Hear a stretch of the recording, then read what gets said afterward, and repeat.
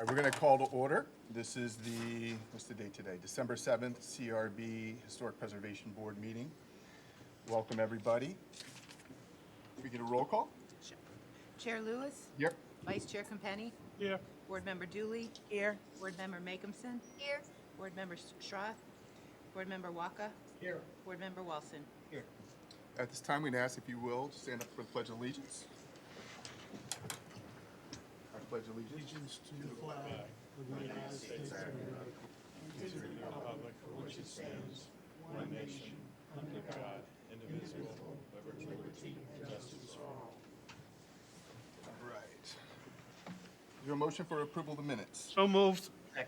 All those in favor? Aye. Okay. On the agenda today, we have 4 items on the agenda. We have the presentation, where there's only 2 things we're voting on.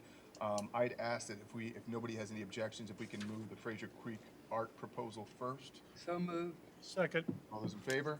Aye. All right. Before we get started with the agenda, is there any general comments from the public? Not seeing any. Any online?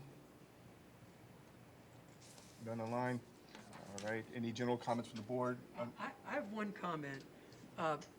There's a piece of property that's at the corner where Savannah Road and Baker Road run into each other, and it's city property. They got it when the Baker Road was turned over from the county.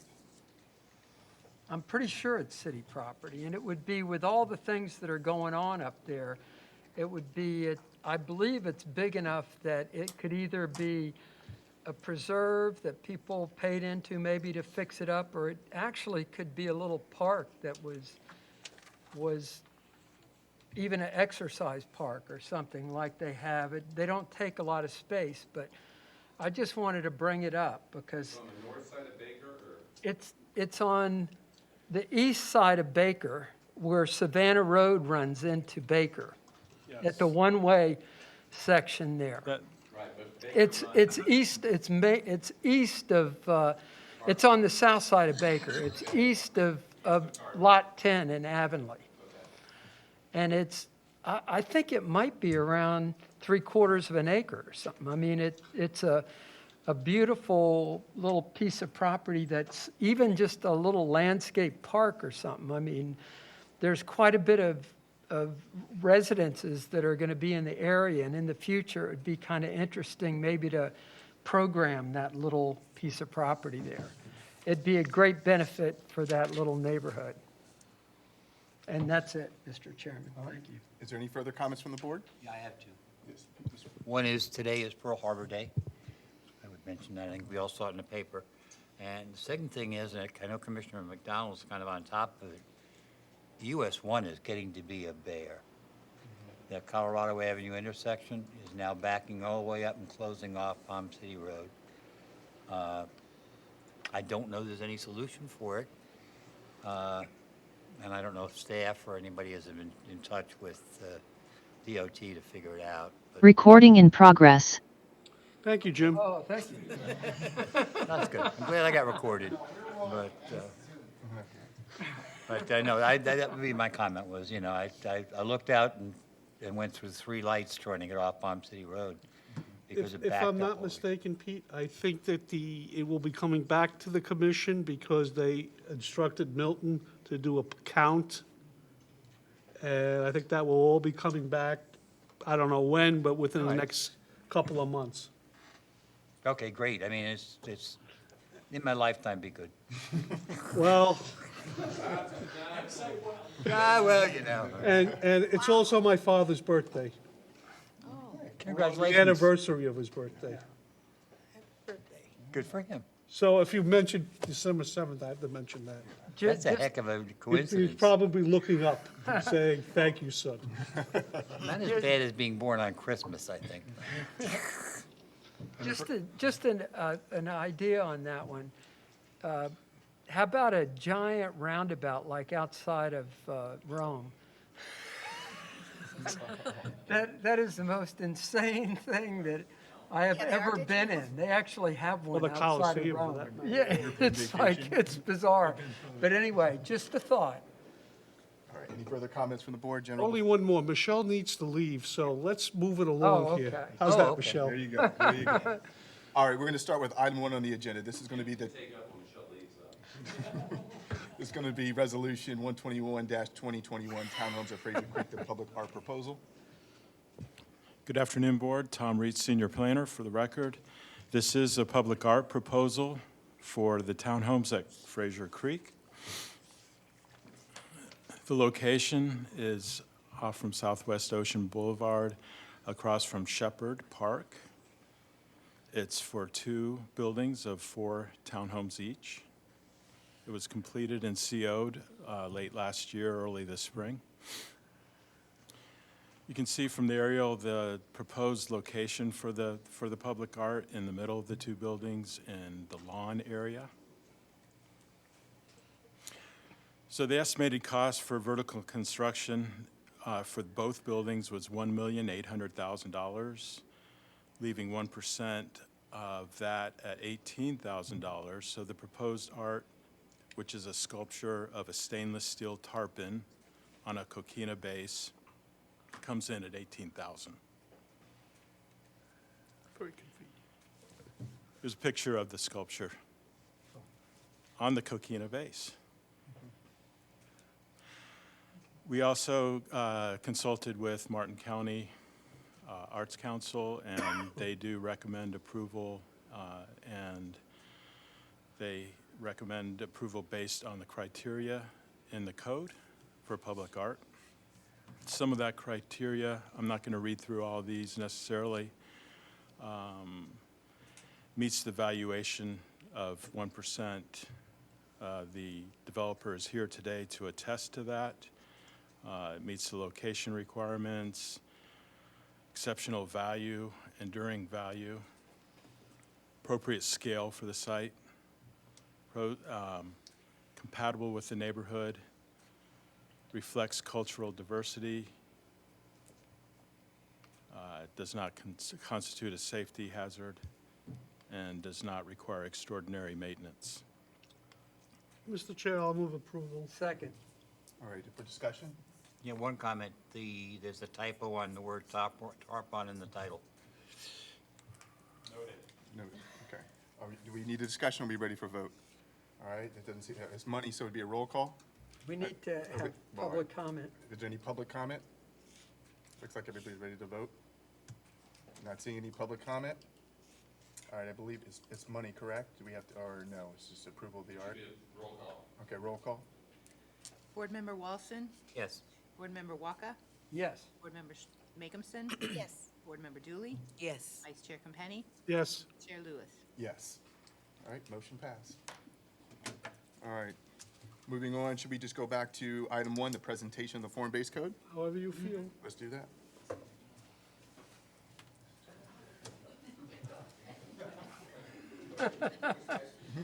Take care. Oh. I like that statue. I like that. Nice.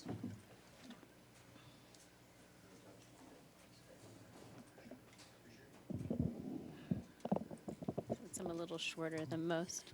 And board, I don't believe there's any action required, just the presentation. That's correct. This is just for information. Jessica Seymour from Treasure Coast Regional Planning Council for the record. And as you may know, we've been asked to do a form-based code for the city of Stuart for 2 districts, one of which is East Stuart neighborhood and the other is the Creek. So we've, again, you guys know who I am, but for the record, Treasure Coast Regional Planning Council. And we are lucky enough to be located in Stuart. Just wanted to point that out in case anybody forgot. It's good to update your code, take a look at it periodically. The last major code revisions in this area were in 2004, 2006. And at this time, we want to be able to take a look at what's working, what's not working in these districts, what expectations and priorities have changed, what code techniques have improved, and what can be learned from other places, and of course, to keep in context the economy. When I say urban design too, I want to make sure everyone knows that I do not mean skyscrapers, right? Urban design is about the placement together of buildings, groups of buildings, spaces, and landscapes to establish a framework and a set of procedures that will deliver successful development by different people over time. So when I say urban design, in any, this presentation or future context, I just want to make sure that that's been put out there. Today, this presentation is about comparing conventional code to form-based code, why a form-based code may be preferred in many contexts, and some of the distinguishing tools in a form-based code. So a form-based code is a land development regulation that fosters predictable built results and high-quality public realm by using the physical form rather than the separation of uses as the organizing principle of a code. And all of this is geared towards creating greater predictability and placemaking, which is good for the residents, good for staff, good for landowners. A form-based code is a set of land development regulations. So we all know what conventional code does. It sets up the permitted uses, the setbacks, maximum density, permitted height, and parking standards. In a form-based code, it does the same things. How much the code allows for increases in density or decreases in the parking standards are all standards that can be set within the code. But what it does differently is the approach to how the code is written and organized. A conventional code looks inward. It develops the site with that end user in mind, more so than in a form-based code where there are regulations on the interior of that site, but it also considers what's happening on the outside of that site. And that allows for a better predictability and control of what the public realm will be like. And the public realm is what we call our streets, our parks, the face of buildings, and how those address the city as a whole. A form-based code looks at designing the city, not just an individual parcel. So examples of this, conventional zoning is the micromanagement or segregation of uses as a key principle. And we see this with how US 1, for example, is fronted with a commercial corridor, and then just behind it is the residential. A form-based code, you can have more emphasis on the physical form of the building so that one neighboring building to another neighboring building work together and create an appropriate scale and intensity versus solely looking at the uses. And an example of this is where our offices are. This is in the Potsdam neighborhood on Camden Street. So the building on the right is where our Treasure Coast Regional Planning Council's offices are, and on the sister building at the end of the street is an apartment building. Now those buildings over time have changed use, and our building could go back to becoming an apartment building, and its form, its outside, meets those needs, and the interior can change the uses over time as well. You can see the same form, different uses. The public realm is rarely defined in a conventional code.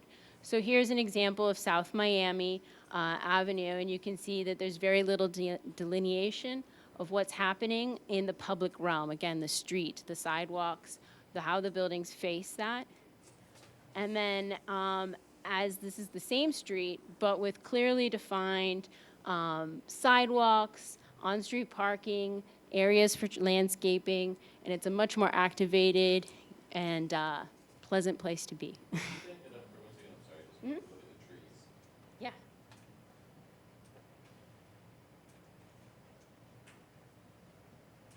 I want to see the picture before. Oh, the tree before. They're new trees. That was the question?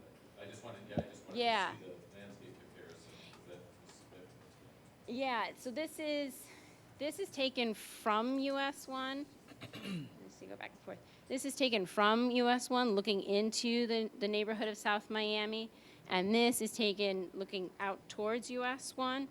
So that blue building on the corner still exists today, and it's you can't really see it in this picture, but it would be right here, right? You know, obviously, this is not the restaurant use might be an allowed use on this street at this time, or right here. This was allowed use, but no one's going to utilize the space for a restaurant when it's defined this way. So again, if Recording you in progress. aligning the uses, the desirable character of the district or the neighborhood or the street, along with the building types and the frontage types, which are tools that we use in a form-based code. One of the places where we took a look at this too is in our master plan that we presented a couple months ago. So in conventional zoning, they use a lot of terms like FAR, setbacks that are sometimes tiered, and suburban parking standards. And those things produce conventional suburban products often, where you have a lot more space allocated to asphalt rather than activated uses. So here, measuring height in number of stories, which is what most people experience, and taking a look at reduced parking standards where you have a park once environment. And we have examples of where this already works, right? So our downtown, there's a reduced parking standard in downtown. That may not be appropriate. The same standard may not be appropriate everywhere in Stewart, East Stewart or the Creek, but it's still reduced. And then you can see that, I read this as 3 stories. I don't know if it's taller. I don't know how many feet this is, but I can read it as 3 stories. And that's really what you feel as a pedestrian or someone in the community. And then a conventional code also includes more graphics, more charts, and attention to the administrative process. And that's important so that, applicants can get consistent answers, staff can find consistent answers. And picture can illustrate a lot about how something is measured, like height, which can get strangely complicated in some situations. So in short, a conventional zoning is a picky eater who wants everything separated, and often you just get French fries. Whereas a form-based code is a hearty soup or a pizza where all those good things that the city needs and the community needs and the developer needs are all mixed together, right? How does a form-based code do all of this great stuff, like creating predictability and placemaking? Well, with instructions. So these are the tools in the toolbox of a form-based code. Some of these are used in every form-based code, some of them aren't.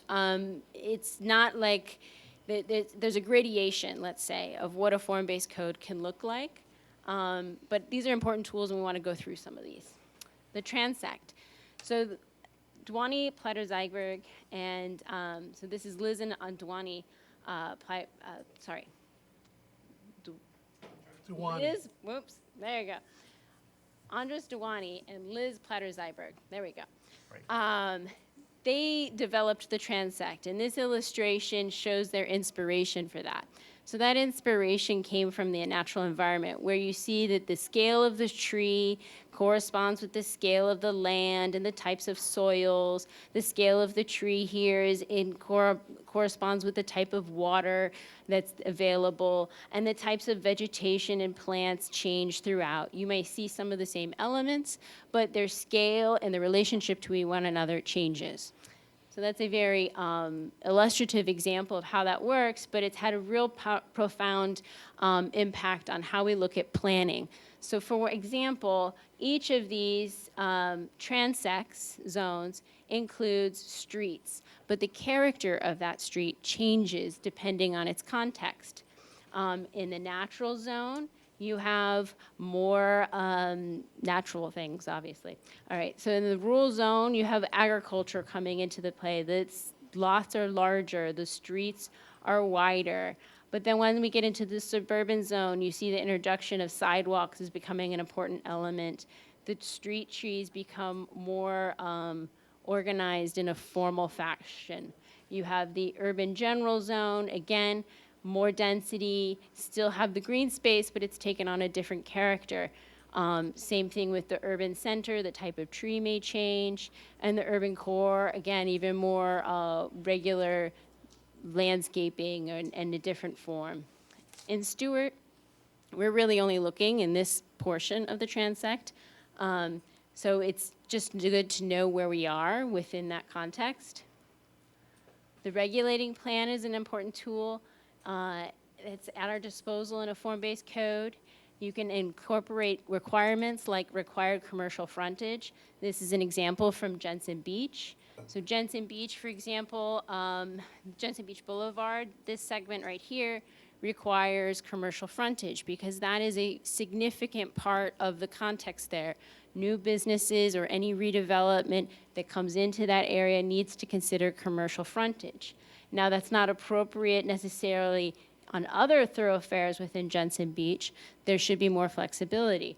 But on Jensen Beach Boulevard, that was something that was important to the community. It also allows us to identify significant structures and history within the community. So here's a historic church that needs to be recorded as part of the fabric for the community. And then also we recorded future streets. So there's a vision out there for Jensen Beach that has long included future streets. And so we want to document those so that that's available to any future planners, staff members, community members, so that that memory doesn't get lost and is carried over from the vision plan for that district. Building types are not the same as architectural standards. They're more about the arrangement of the buildings. So this is an example of two different types of townhouses that are given as examples in the South Bend, Indiana form-based code. So this is more traditional, this is more modern. But what it does tell you is that you've got to be this wide, and you can only have, you have to have at least 4 of them in a row, for example. And it provides dimensional criteria that describe what a building type would require. And there's lots of different types of building types. These are just some examples of some of them. Cottage, cottage court, a townhouse, an office. This right here is an example of a cottage court. This is a series of single-family homes, or sometimes single-family homes in duplexes, opened to a green court. And again, that's not the architectural style that's being prescribed here, but the arrangement of how the buildings meet the street and meet each other. The frontage type is another tool in the toolbox. These are all pictures that illustrate different frontage types. And frontage types are really my favorite tool in the toolbox. And I'm going to go through an example of why that is. So Osceola Street is 630 feet of continuous building. Now, that is a long stretch. If you were to say, I'm going to plop down a brand new building right here, and it's going to be 630 square feet, you would say, that's crazy. But in fact, it's actually a very pleasant place to walk. And not only do I walk that 630 feet, I continue walking around wherever I see attractive frontages. And it's these beautiful streetscapes and storefronts that change as I walk, that keep it interesting and engaging. For reference, 630 feet is also the frontage of Walmart.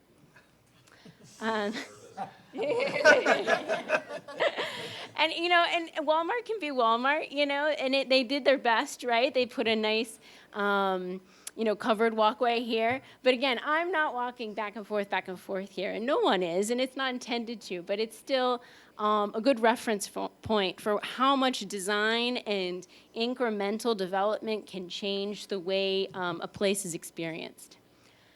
So a frontage type.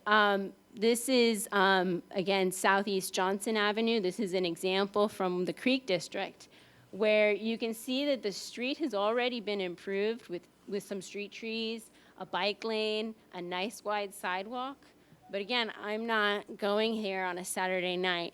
Not only are there no, you know, restaurants or active uses, but you're missing that building up against the structure there, against this beautiful streetscape that's actually been improved by the city already. So that's really the missing piece. Civic open space. Conventional zoning will often allow for these other elements to count towards green space. So berms, retention ponds, the required setback, and then just residual green space. So like You put your building on your site plan, you put in your hardscape, and then you subtract those numbers from your site, and there you go. Voila, that's my green space or my pervious space.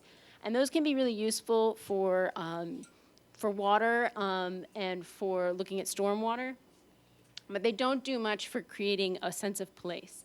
So a form-based code will also take a look at how do we create more and appropriate civic green spaces that, again, activate the downtowns, activate businesses, create a sense of place, and become a sense of pride for neighborhoods.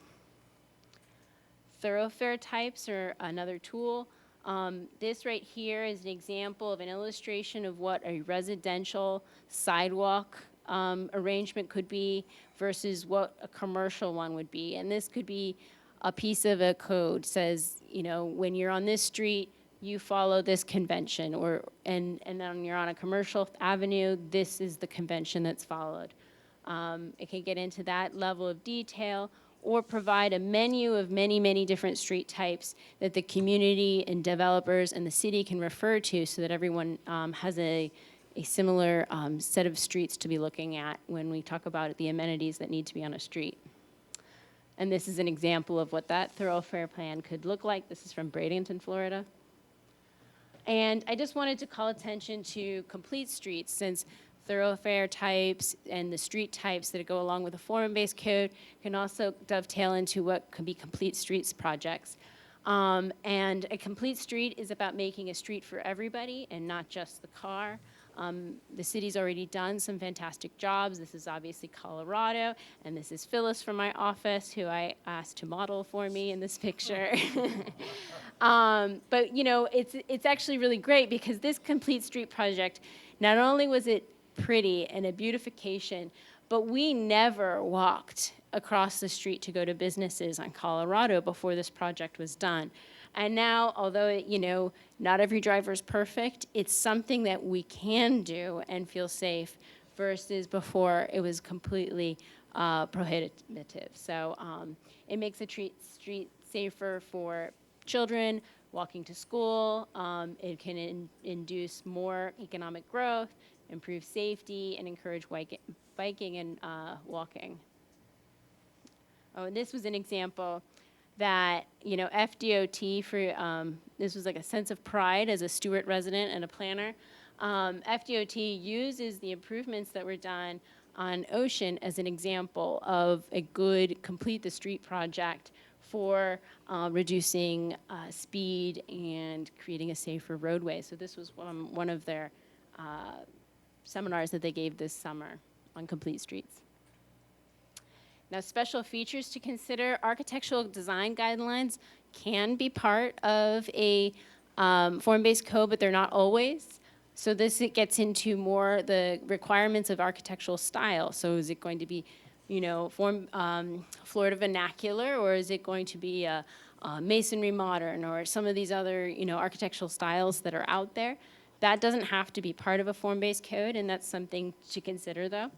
Sustainability requirements can, of course, be worked into a form-based code, just as they can be worked into conventional codes, and stormwater management as well. And then this is a case study. So Palm City is a redevelopment. They have an old Palm City, I should say old Palm City, community redevelopment area. They've had a form-based code for some years. We did do, Treasure Coast Regional Planning Council did an update of their code, and then they also recently had a complete the street project done. So I thought it was a good example of some of the elements that can be incorporated and how it all starts to come together. So this is their regulating plan.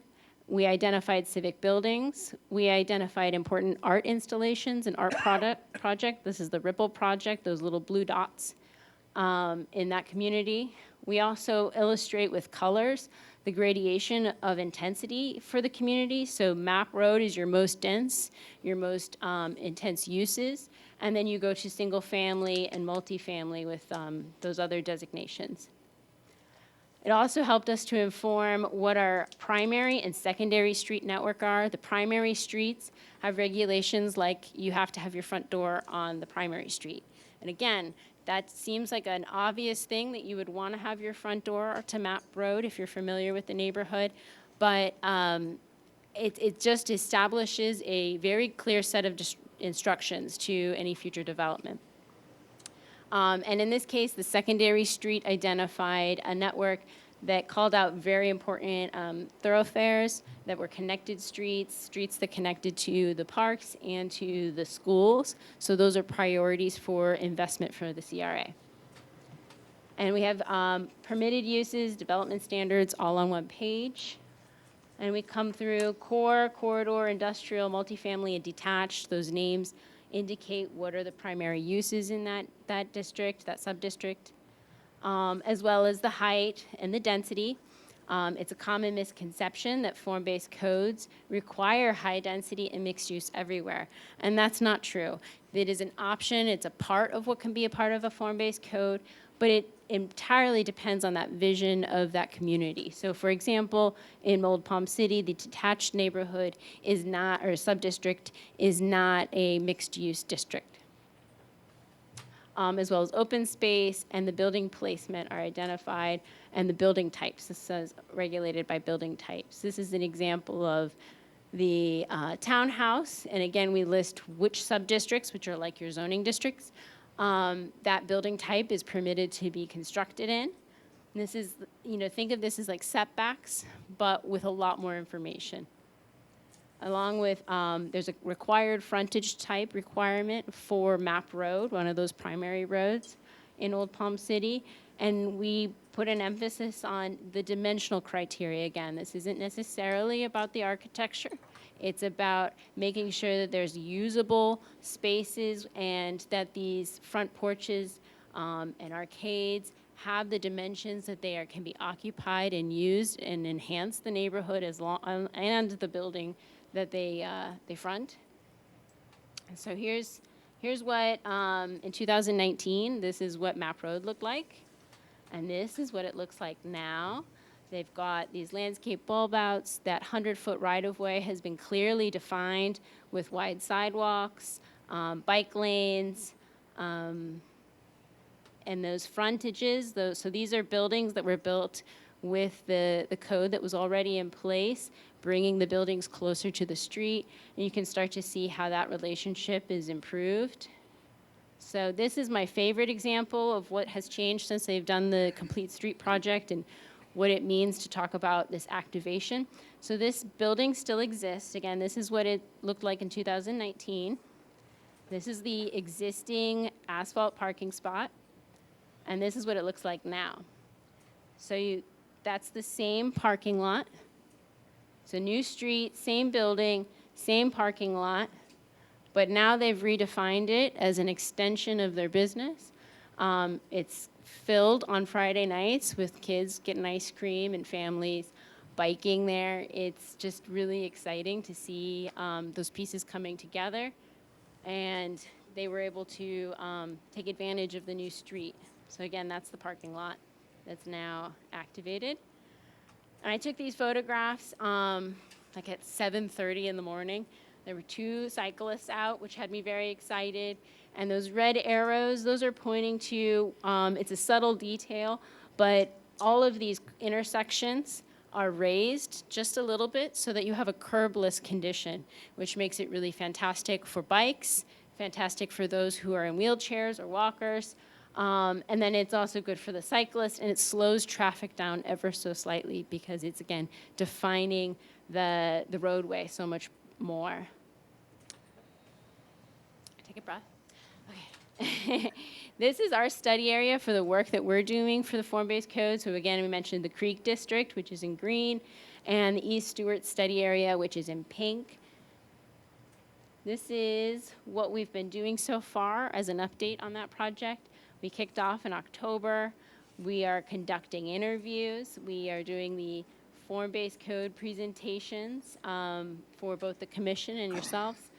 Then this Thursday, we're doing the East Stewart Vision Update, and this is an update focused on dusting off the 2002 charrette report that was done and making sure or doing a refresher for everyone on the priorities that were laid out in that charrette report.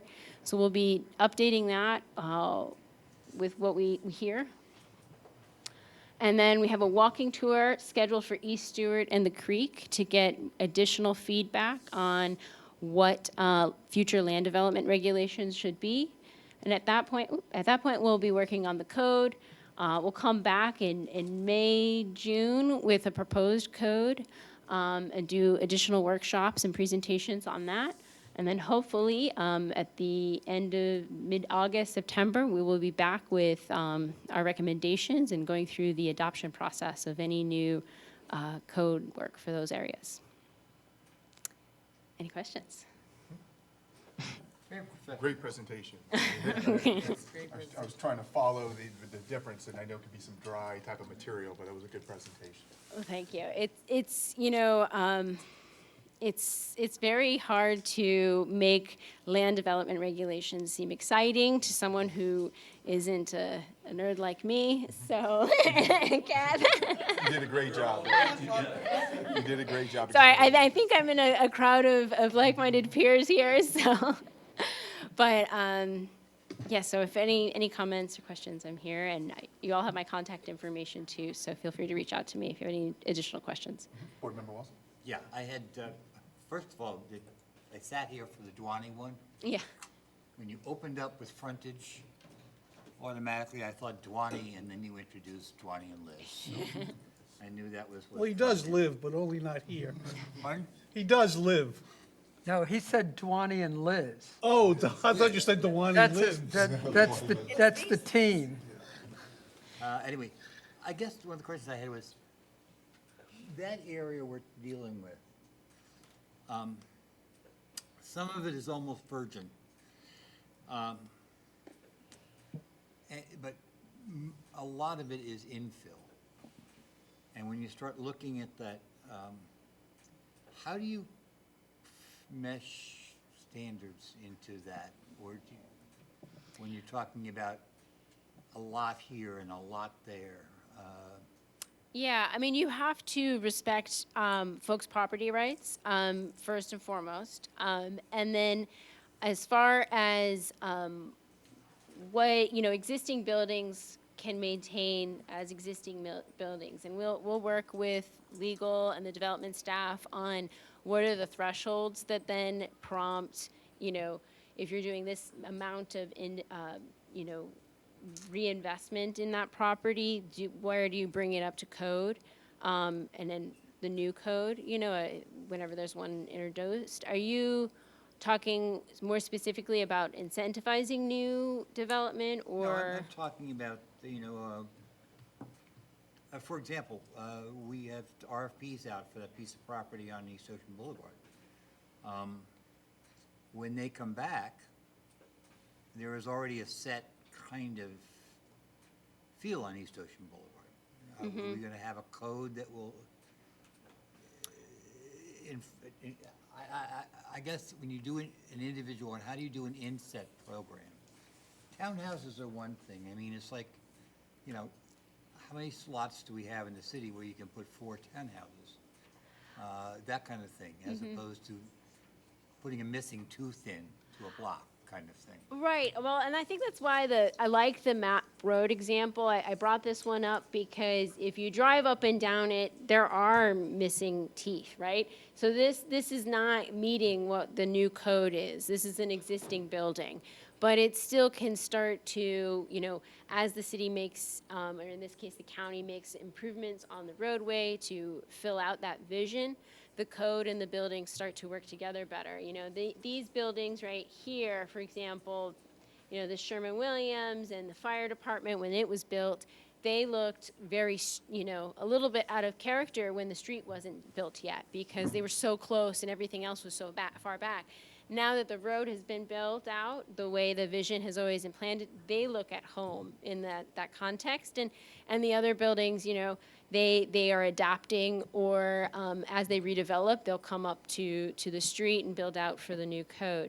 There's in these 2 districts, and that's part of the reason why we identified these districts, is that there are vacant parcels and important vacant parcels that could then reestablish what the new normal is, or continue what is the existing character. There may be some places, especially in East Stewart, where there's an existing character that we actually want to protect and maintain, and these regulations may be a tool for that, rather than necessarily, changing what's there, if that makes sense. It does. I mean, Okay. I can see putting a Brow House modern into East Stewart would look weird. Right, and that, well, Yeah, that talks more to like architectural styles, right, and that, Yeah. mhm. Okay. So it's a developing thing, and the code is such that if you are doing an infill development, you may go toward a goal, but not have to meet all the goals. If it were infill development, it should meet whatever is the existing code. So when the code is adopted, that, existing or any new proposals would need to meet the new code.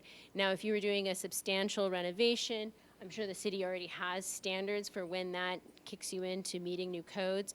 I mean, that, you see that played out all the time today even, like along US 1, you're not supposed to have parking in the urban center in front of your building, but, all along the urban core in downtown or along US 1, you have parking in front because those buildings were built before the code was adopted. So, I guess the one thing that goes in my head on this is downtown. I think that one of the things that they might all wish, given the outside and the COVID thing, is to have wider sidewalks. But the way it's built, that's not to be. However, if you have an infill somewhere down Osceola, for example, what, can you achieve that kind of thing? right. Storefront? Well, I mean, Osceola Street is a unique condition. I point to that because as a place where a lot of the things that we're talking about are already working. Like the work that was done, there has already been achieved a lot of the results they were going for in the 90s. But this study area, so Colorado, we've already got a really nice streetscape along Colorado, right? And a lot of the thoroughfares inside the creek have already been redone or reintroduced. It's really more about how do we look at those existing buildings to complement those streetscapes that have already been improved, and when there's infill, how do we reestablish that character or reinforce the character that's been established already? In East Stewart, the code is going to talk more about what those infill properties, the new standards for infill properties. And again, in some cases, that might be more about maintaining the character of certain streets, or, we still have to ask the question of, what those regulations are going to be. So I don't know all the answers yet. It might be more about flexibility of some of the uses so that there's adaptive changes of use over time, so like residential can become commercial and commercial can become residential over time. And those are the kinds of questions that we're going to be asking when we look at permitted uses in both of these districts. I don't know that I've answered your question. No, though. you did. It sounds to me, my comment would be that it sounds more flexible. Remember, I sat through the Duwani thing here. I'm that old. And so much of it never got accomplished Right. as we went along. There were supposed to be arcades and magnolia trees and birds paradise flying out of the air. And this form-based code sounds more flexible. Yes, I think that is a takeaway. So, Liz and Duwani, in the timeline of form-based code, they did Seaside in 1982. They were in Stewart in That right map right there is the original Duwani plan, if anybody's curious what we're talking about. That plan was done in 1985, I think, or 88? 88. So Stewart was revolutionary. We're in the story of form-based codes, we were at the beginning, especially when you talk about municipal form-based codes. And they've grown up a lot since then. Seaside was one developer with one owner where they could make things happen really fast. When you're talking about the city scale, it's not going to happen as fast. It's much more You know, you have to wait for those periods of economic growth and then the economic slowdowns, and it's about tweaking the code year after, you know, maybe not year after year, but periodically, like we're doing right now, to really inform that. Okay. Yeah, So yes. thank you for that. The last thing I had is the East Stewart Vision update. Is that Yes. open to the public? Is it a meeting? or Yes, what? yes. It'll be at 10th Street. It's at 5:30 On Thursday. on Thursday. Yes. And we'll be doing a refresher on what was in that charrette report. And again, that's where the vision planning for a municipality is so important, because that's the piece that staff looks back on and says, oh, okay, well, this is what the community wants. Like, this is the direction we go forward in. So we felt before we started any form-based code work, any land development regulations, let's make sure that we're still looking at the right base document. Make sure that Mike, you had a question? If I could just chime in. Let me just give a quick history of kind of the comparison of what happened. Speak into the mic, Mike. What happened was the Waka family destroyed Stewart when they built the mall. But I won't go into detail. In any event, when the mall did get built, they brought Duwani in to kind of redesign and address downtown Stewart. And when the big bridge was getting built, the concern, Duwani said, keep the small bridge because you want the local traffic to remain local, or people are just going to fly by Stewart. It wasn't a true form-based code, though, because what happened is Stewart engaged and bought in and then followed up with some updates and did the charrette in 2001. But the design and the overlays and everything they did was almost, the code was almost written to make it impossible to build anything. And everything needed what was called a special exception. And we changed the word special exception to conditional use over time because the perception was that everything was being given away at every hearing and at everything, because every design required the boards to engage with the applicant, but it was intended to give stuff away, and it was intended to have this relationship. What happened over time, though, is that sound bites get taken out and the board gets accused of giving everything away to the developer and all this other stuff, when in fact, that wasn't what was happening. So the form-based code that Duwani projected did not say, Mr. Developer, if you come in and apply for a permit and you meet within this confine, you get a permit and go to work. You don't have to go in front of a board. You're ready to roll. And as a result, every single piece had to get multiple reviews and multiple boards, and every single era of board has a different personality. So every 5 or 6 years, you have a different board that's pushing that in a different direction, higher or lower, up or down, or whatever it might be. And as a result, it becomes discouraging and difficult for developers and people interested in redeveloping their land. Right now, you don't see it as much as we do, but there are people that as soon as you tell them that they have to do a public hearing on an issue, they shut the lights off. They are done, the meeting is over, okay, I'll move in another direction.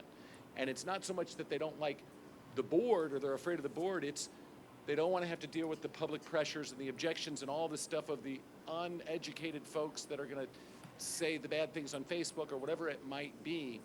And the intention is to get a real vision from you guys for the CRA or for this area of the CRA, and have Jessica put together what's a real form-based code. So in answer to Pete's question, yeah, if it was East Ocean Boulevard and it was where this area is being redeveloped, the first project is not going to look right. It's going to look out of place because it's going to be what it's supposed to look like 35 years from now. And it might be that it takes 10, 15, 20 years before everybody goes along for the ride and it gets built in to fill in those corridors. But the intention is to not have every single project have to come before the board and have the board have to deviate from the code, because you can't build anything within the confines of the code. And recognize the code, again, there's no fault. It was designed for that purpose. At the time, the people in Stewart said, no, we want every single person to come before us because we want to engage with them and share our vision with them. And initially, it was working and people were exchanging ideas, but as board members changed, as new people come into the community, they don't know what happened before, and then they think it's a giveaway, or they think that there's just, everybody's getting too much, or whatever it was. The reality is, before, it was, you could build 4 stories anywhere in downtown or anywhere in East Ocean, Osceola, any of the streets, straight zoning, you could do it. In 2001, the overlay zone changed it to a maximum of 3 stories, but you could only get a 4th story if you included a residential component. Because back in 2001, there wasn't a soul living downtown, and all the board wanted was to get people to come and live downtown. Now, if somebody comes forward with a commercial project, the board's like, sure, let it go. But if somebody comes forward with a residential project, the word density all of a sudden has got like this negative connotation to everybody. And it's a complete 180-degree flip on what was being incentivized in 2001 versus what's being incentivized today. The intention is to create a vision for a long term that doesn't get emotionally charged. You're laughing about it, but I want this to get voted on and passed rather than another 20 years. There's no vote, there's no action today. Not today, but I'm talking about the information as we go down the road. Right. I don't want it to just be a lesson for nothing. Jessica, are you hiring him or what? I know. So, just a few notes on that. Stewart actually has examples of historic buildings that would follow what a form-based code already would do, right? So like for example, in the Creek District, I'm thinking of some of the historic the buildings that have become restaurants and law offices, or some of them that continue to be homes in like across from Kiwanis and Ellie's Deli and those types of things. So, any infill development on there, it actually will look like it's completing the neighborhood rather than being something that's a standout. I don't know that in this case there won't be, as many cases where the infill development is going to look foreign like it did in on Map Road, I guess. But it's going to reinforce some of the character that's there, for example, in some of those areas. And I want to make sure, too, that this effort looks to the future and not just, what has happened in the past, so that, there's a clear vision for where we're going. And the point about going before the board, that gets into when you have major or minor site plans, right? So let's say, for example, an applicant wants to come in and they build out, this is not our study area here, but you mentioned the arcades on Ocean. So like if an applicant comes forward and they meet all the rules, and it's a small infill development, their procedures would be different than, say, a large property of many acres, and that there's a distinction between what's infill and what's a large redevelopment property, and how that interacts with the board. A form-based code, I think, to his point about, Mike Martell's point about procedure, is it can help push along that infill development from folks who are not coming with a lot of money or a lot of development expertise in the long run, as long as they follow the rules of what that vision was described or what the code is following, so that the board can rest at ease that some spaceship isn't going to land in the middle of East Stewart or the middle of the Creek District and what is our precious downtown. I mean, that's what we're trying to address, is that there isn't a spaceship that will land in these neighborhoods that we already like the character of and some of the context there too. So Well, I heard that it was on the internet. Is there any more brief comments before we move forward, or questions? I'm being have one quiet comment. because you just said How brief. dangerous was it Go for ahead, you though, no. to cross the You haven't tracks? spoken yet. on my bike over here. Yeah, when there was a train that was that long that was there. I missed the train. No, the Oh, did scariest you? Okay. part of my bike ride is when it's outside of this little area, but is going along Dixie on the Triangle side where there's no sidewalk. Sorry, Pete, if I thought you were done. I am done. I'm a board member duly. I Yes, caught when the is word the brief. tour walk? Nita needs to- January 22nd. And we'll be developing the details for that and getting them out soon, so that everybody knows. Okay, Are we thank gonna you. see different examples for each area is going to be treated differently. Absolutely, yeah. They have different characters. They have different, for example, I mean, and their uses are different. East Stewart it's primarily single-family homes today, and a lot of parks. The Creek District has almost no residential in it. So they have different goals, they have different objectives, they have different, so they'll have different regulations. And that's how we'll fine tune what, frontage types or building types or whatever those tools in the toolbox we're gonna use, they'll be tailored to each community so that they have their own unique standards. So if you want, if anybody wants to really see a form-based code, go to the county. They have them, I think it's chapter 11, It's chapter, well, we have it's a chapter 12. chapter 12. And you can see what one looks like. And also, there's the Form-Based Code Institute. Yes. And, they're pretty good on explaining all this and giving really good examples. So it's not all that hard to find examples of this. Pete, Board Member Wilson? I'm going to say on the 22nd, there's no way I can walk East Stewart. Is Yes. it via trolley, maybe? Yes, we will arrange to have some alternate transportation Thank you. for hop on, hop off, or trolley. Old people. All right. Thank you very much. Thank you. All right, we're going to move on to item 3 of the agenda today. That's Resolution 11, 2021. This is the amendment to the Reader Pilot Program. We're going to be asked to approve this motion after the presentation. Thank you. Panal Gandhi, Savdas CRA Administrator for the record.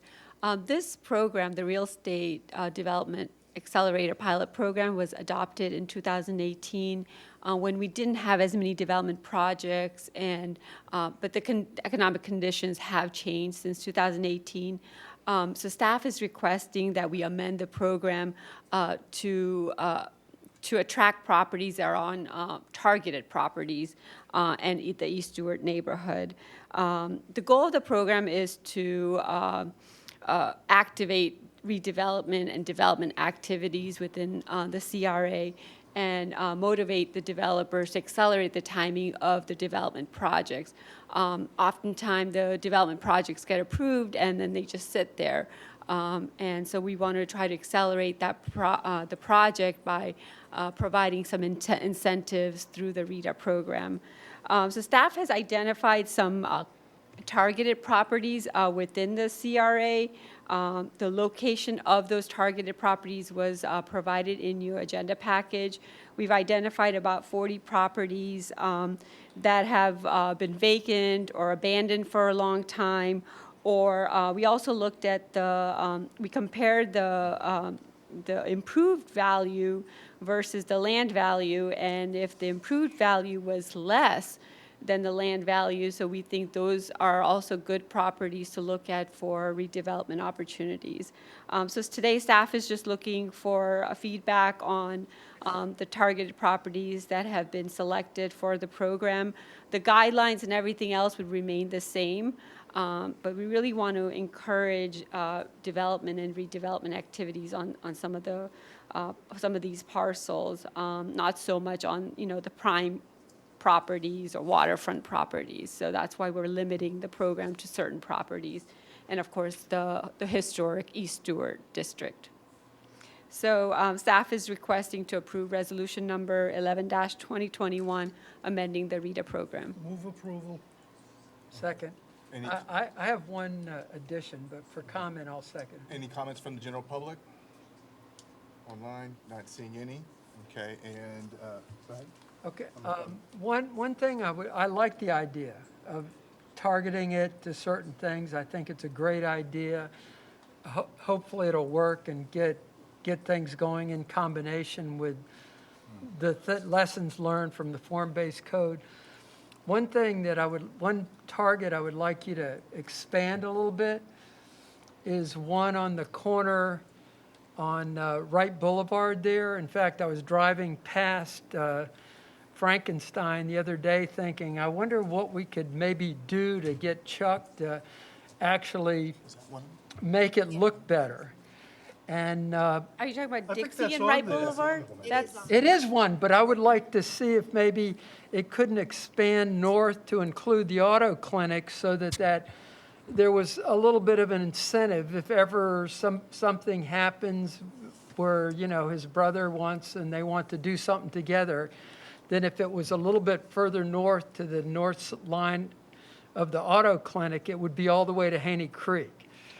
And it could be a really nice addition through there. So number two. No, that's not it. It's the next one north, right there. It's north Yeah. of 11.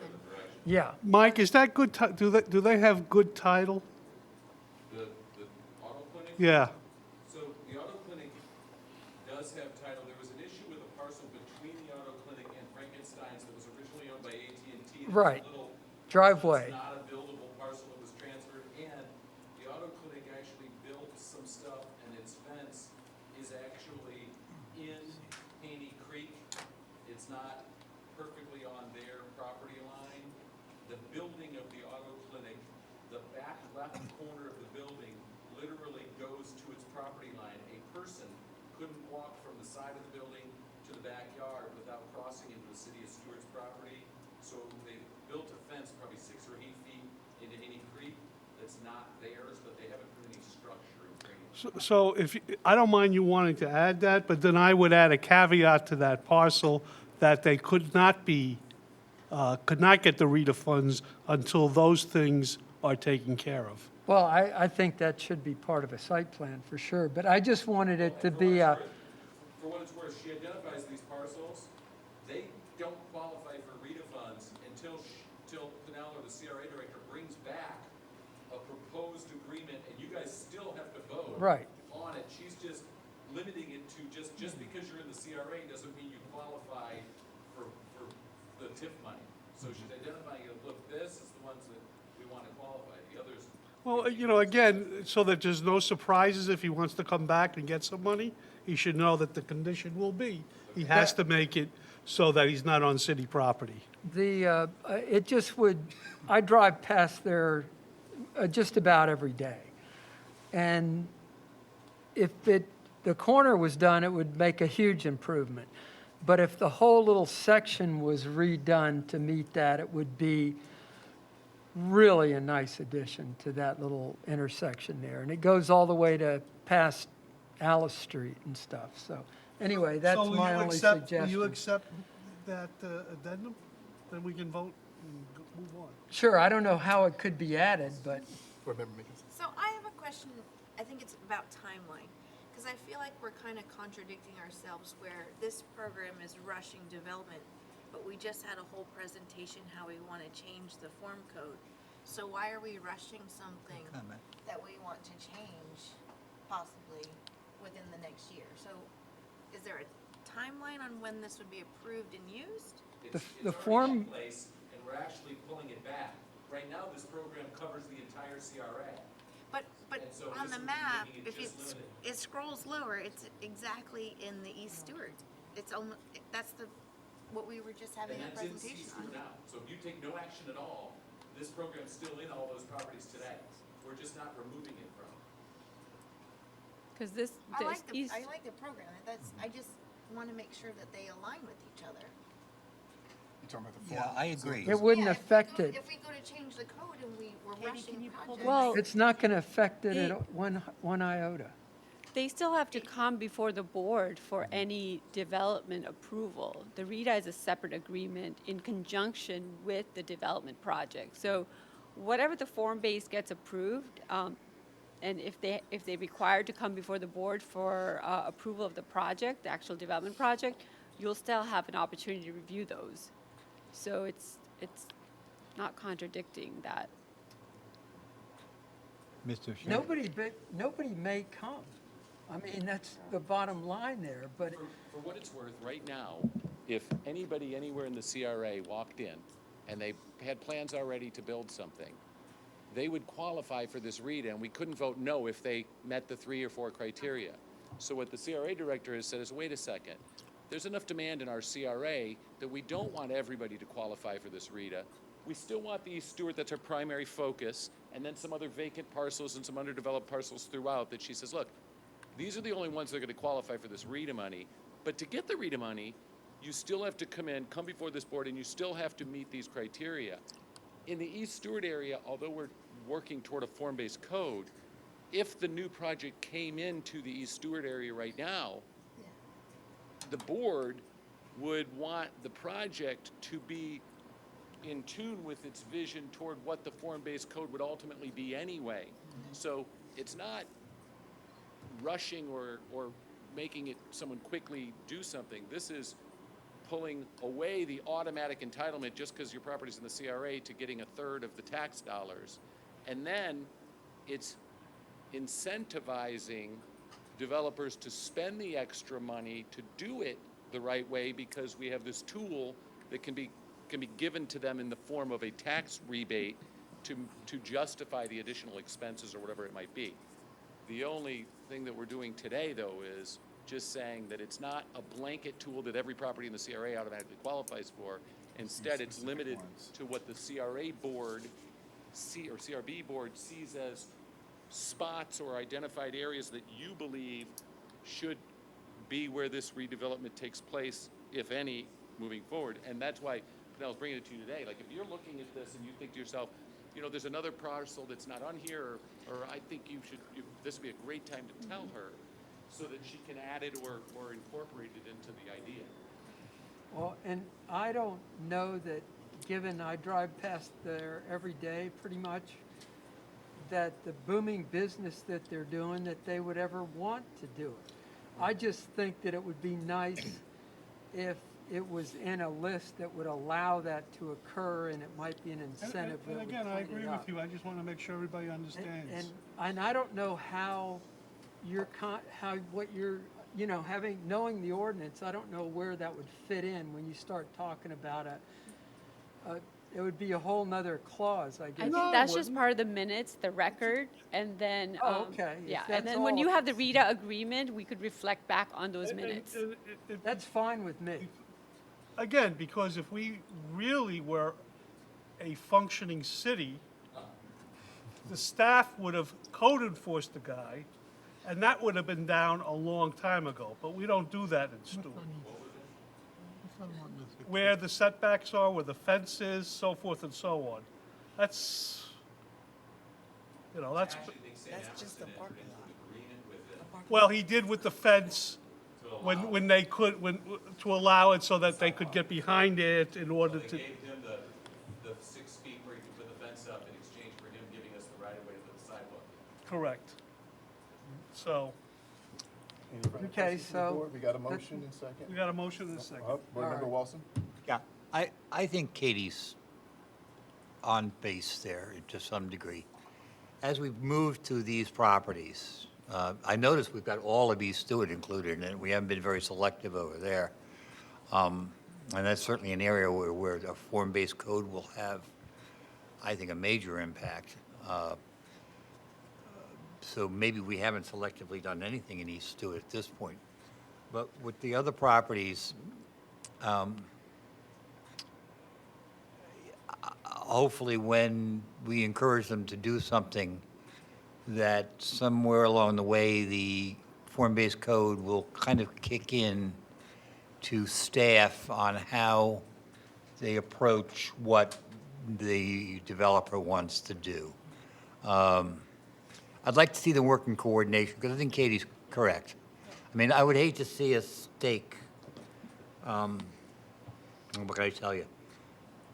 Seacoast Bank, that huge corner property, and just do something that is not exactly where we want the area to head, because it's a huge piece of property, and they're not going to do anything with it anyway, but that's okay. Well, Kev Freeman, Development Director. I'd just like to expand on what Mike was saying, really, because ultimately, whether we have a reader program or not, the decision whether or not a development gets approved comes before this board. So, yes, we have highlighted areas that we know are struggling at the moment, and we need to bring attention to those anyway. And yes, we do have areas in the reader that shouldn't really be in the reader at the moment because we've got enough interest in those areas. There is going to be a lag between this getting approved and the form-based code, yes. But that lag will be taken up with pre-applications, other design elements, awareness of what's coming in with a form-based code. We know specifically in East Stewart, the existing code really is not working. We would have seen things happen. So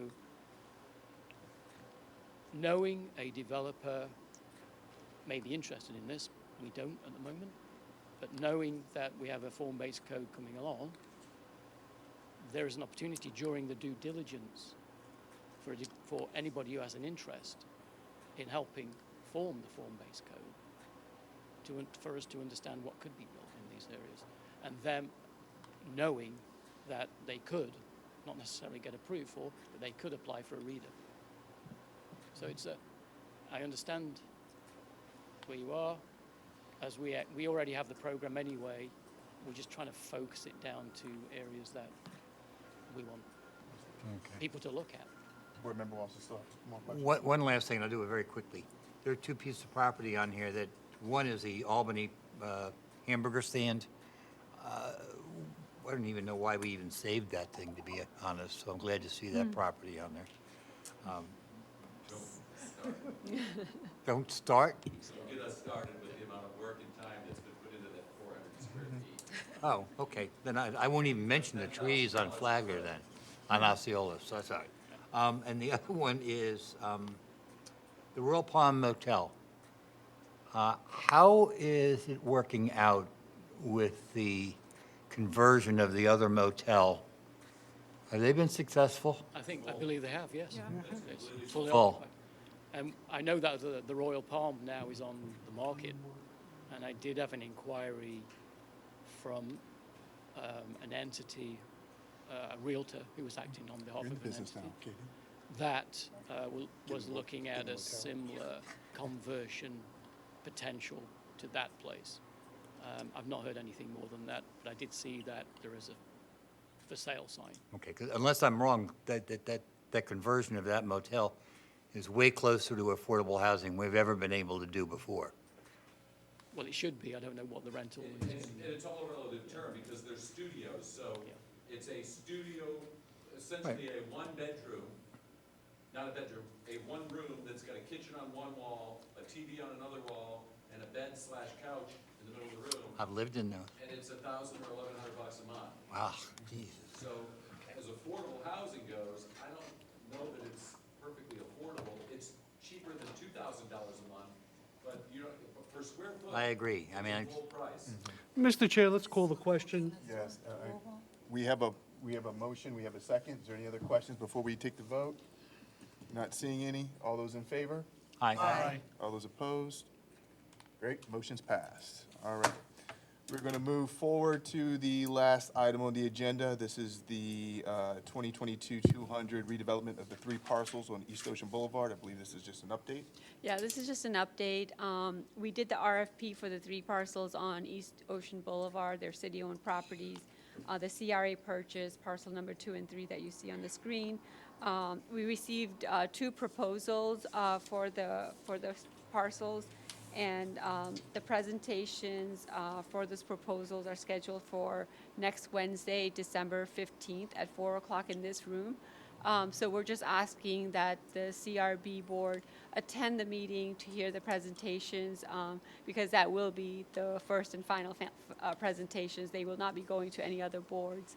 The CRA board will have will be ranking the applications, and then we will add up the points for the criteria, and then the winner or the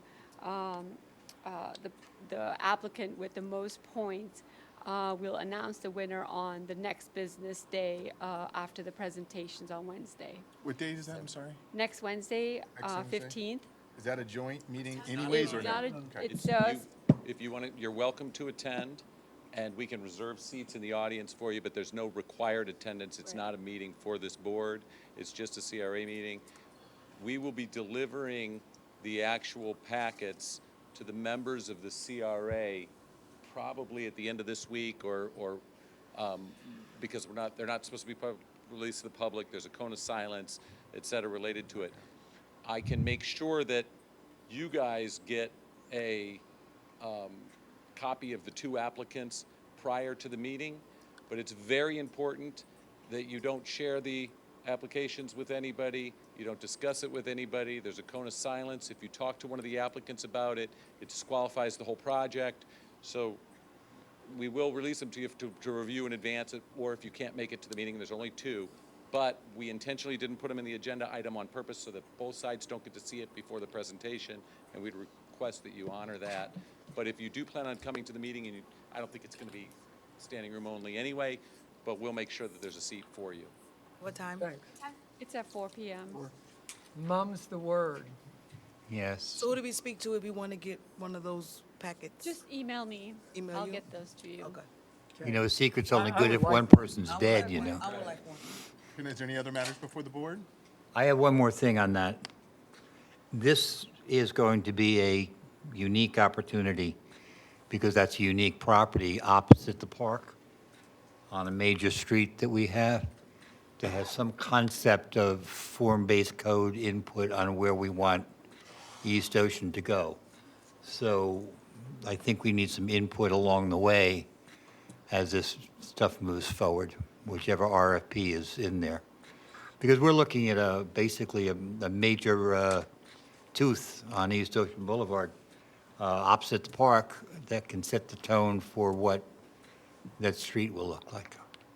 Board Member Meekin? When we come to that, we have to make public comment, because like I don't sit on the CRA. No. Right.